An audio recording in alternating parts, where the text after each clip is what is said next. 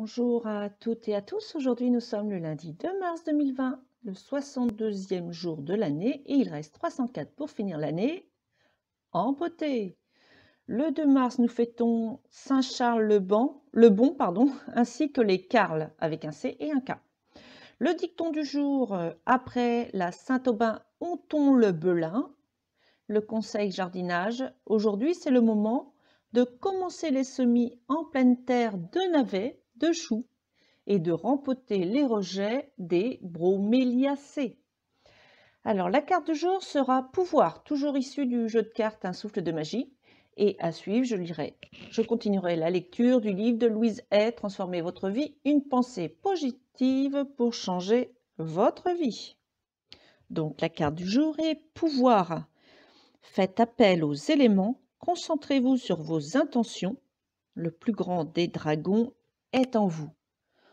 En ce moment même, je me tourne vers l'esprit qui m'habite et je sens mon pouvoir intérieur. J'invoque les puissances de la nature pour qu'elles décuplent ma force et précisent mon chemin. Je ne me laisse pas détourner de la tâche à accomplir, car tout contribue à mon succès. J'avance avec courage et je réussis, car la vie et le pouvoir sont avec moi. Lecture du livre de Louise Hay, Transformez votre vie. L'univers infini dans lequel je me trouve est complet et parfait. Je crois en une puissance qui m'est infiniment supérieure, qui m'habite à chaque instant du jour.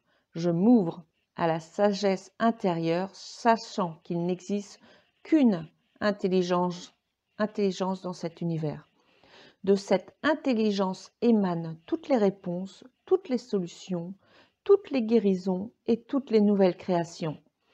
J'ai confiance en cette puissance et intelligence, car je sais que tout ce que je dois connaître me sera révélé et que tout ce dont j'aurai besoin me sera donné en temps et lieu voulu. Tout est bien dans le monde qui est le mien.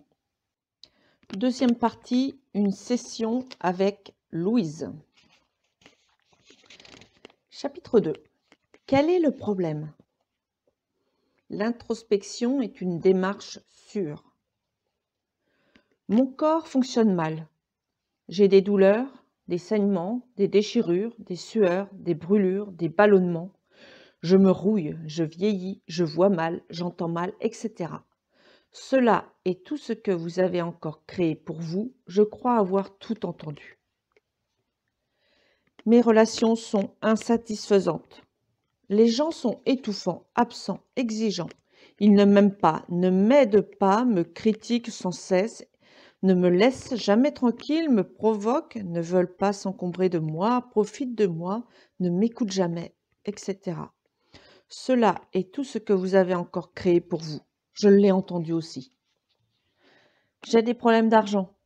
Je dispose de sommes insignifiantes, je n'ai jamais assez d'argent, il me glisse entre les doigts, mes factures s'accumulent, etc. Cela est tout ce que vous avez encore créé pour vous, je l'ai entendu aussi. Ma vie est un échec. Je ne fais jamais ce que je voudrais, je ne sais pas faire plaisir. Je ne sais pas ce que je veux faire, je n'ai jamais assez de temps, personne ne prend en considération mes désirs, ni mes besoins, je n'agis que pour plaire aux autres, je me laisse marcher dessus, personne ne se préoccupe de moi, je n'ai pas de talent, je ne réussis jamais rien, je repousse toujours mes obligations, rien ne marche pour moi, etc. Cela est tout ce que vous avez encore créé pour vous, et j'ai tout entendu. Chaque fois que je questionne de nouveaux clients sur leur vie, je reçois une ou plusieurs des réponses ci-dessus. Ils pensent connaître leurs problèmes. Mais je sais que leurs plaintes ne sont que les conséquences extérieures de leurs pensées. Sous ces pensées se trouve une structure mentale encore plus profonde, enfouie, plus fondamentale, qui est à la source de tous ces effets extérieurs. Je note les mots qu'ils utilisent pour répondre à mes questions de base. Que se passe-t-il dans votre vie? Comment vous portez-vous? Comment gagnez-vous votre vie? Aimez-vous votre travail? Quelle est votre situation financière? Comment va votre vie affective? Comment s'est terminée votre dernière relation amoureuse? Et la précédente? Parlez-moi brièvement de votre enfance. J'observe leur posture, et leur expression. Et je porte surtout mon attention sur les mots qu'ils utilisent. Les pensées et les mots créent notre avenir. En les écoutant, je sais déjà pourquoi ils ont tel ou tel problème. Les mots que nous utilisions sont révélateurs de nos pensées. Parfois, ils ne correspondent pas aux expériences décrites. Soit la personne n'est pas en contact avec sa réalité, soit elle me ment. Mais dans les deux cas, nous avons un point de départ, une base pour commencer notre travail.